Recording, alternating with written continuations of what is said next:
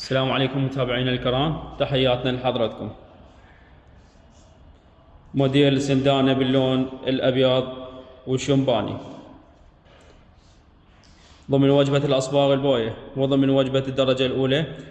ارتفاع الكنتور 2.75 سنتيم، عرض الكنتور 3 أمتار و20. الكنتور مع الزاوية يكون قياس 4 أمتار ضبط.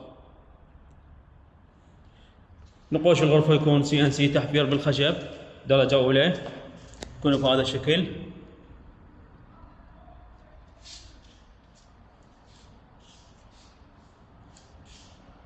يكون مرايات عدد 2 ومجرين بالوسط.